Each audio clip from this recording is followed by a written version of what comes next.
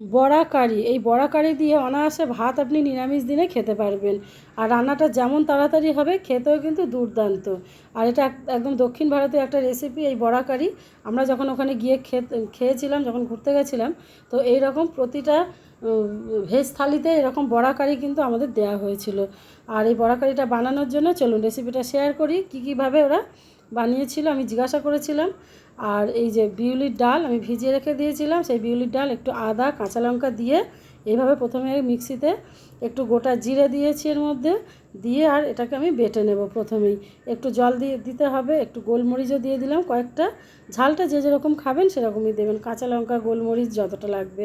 তো মিক্সিতে পেস্ট করে একদম সুন্দর, একদম ফাইন একটা পেস্ট করে নিয়েছি, যাতে সুন্দর বড়াটা নরম তুলতুলেও হয়, খুব টাইটও নয়। দেখেছেন পেস্টটা এরকম হবে। এটাকে আবার ফাটাতে হবে হাত দিয়ে, এবং খুব ভালো করে ফাটাতে হবে। বিউলির ডাল তো ভারী হয়, এটাকে যত ফাটাবেন তত হালকা হয়ে যাবে এই বিউলির ডালটা। তো এই যে একটা থালার মধ্যে আমি নিয়েছি, নিয়ে এবার একটু স্বাদ মতো এতে নুন দেবো। একে একে যা যা দেবার এর মধ্যে দিয়ে দেবো। বড়াটা যাতে শুকনো ভাজাও খাওয়া যায়, আবার কারিতে ফেলেও খাওয়া যায়, বা ঝোলের মধ্যে দিয়েও খাওয়া যায়। তো বড়ার মধ্যে এটার মধ্যে বিউলির ডালটার মধ্যে একটু নুন, স্বাদ মতো চিনি দিয়ে দেবো, একটু হলুদ গুঁড়ো, একটু লঙ্কার গুঁড়ো, একটু জিরের গুঁড়ো, আপনারা হিংও দিতে পারেন, এর মধ্যে ব্যবহার করতে পারেন। তো এই সমস্ত যা যা দেবার দিয়ে এবারে সেম ডাইরেকশানে কিন্তু এইভাবে ফাটতে হবে, উল্টে পাল্টে ফাটতে হবে না। এইভাবে তাহলে ডালটা ফুলবে, ফ্লপি হবে। আর বড়াগুলোও তাহলে সেই তুলনায় মচমচে হবে আর নরম হবে। এইভাবে বেশ অনেকক্ষণ ধরে কিন্তু ফেটতে হবে। এই ফাটাটা কিন্তু খুব ভালো করে না ফাটলে কিন্তু হবে না। তো আমি 5-7 মিনিট ধরে এরকম করে ফাটিয়ে নিয়েছিলাম হাত দিয়ে। এইবারে একটা কড়াইয়ের মধ্যে সাদা তেল বসিয়ে দিয়েছি গরম হতে, যতক্ষণ আমি ডালটা ফাটাচ্ছিলাম। আর এর মধ্যে এই যে বড়াগুলোকে দিয়ে দিলাম। এটা দক্ষিণ ভারতীয় একটা ডিশ, খেতে কিন্তু দুর্দান্ত হয়। একটু টক হবে, যেহেতু টক দইয়ের ঘোল দিয়ে এই ঝোলটা হবে, খেতে কিন্তু খুবই ভালো হয়। আর একদম হেলদি একটা রেসিপি আমি বলবো।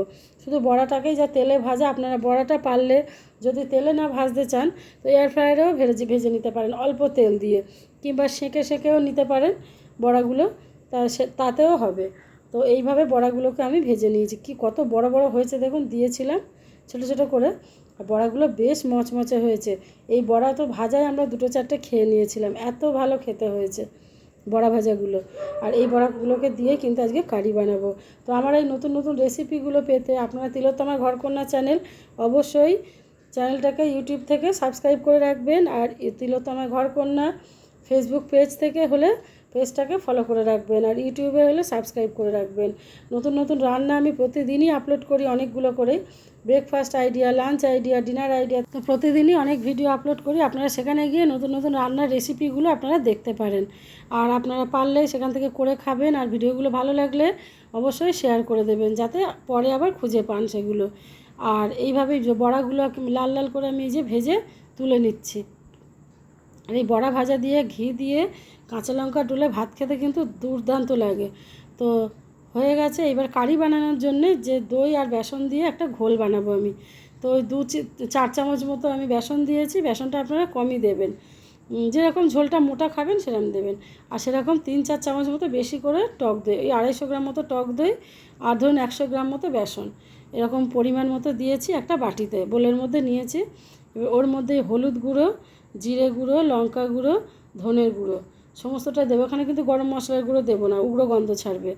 তো এই যা যা গুঁড়ো এই যে দেবার, এই যে দিয়ে দিলাম আমি, দিয়ে একটু নুন, একটু মিষ্টি সেটাও দিলাম, দিয়ে এবার এটাকে আমি ভালো করে ফাটিয়ে রেখে দেবো বাটিটা।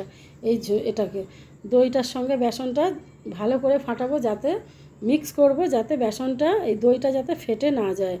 আর এই কারির ঝোলটা খেতে কিন্তু ভীষণ হেলদি, আর খেতেও খুব ভালো।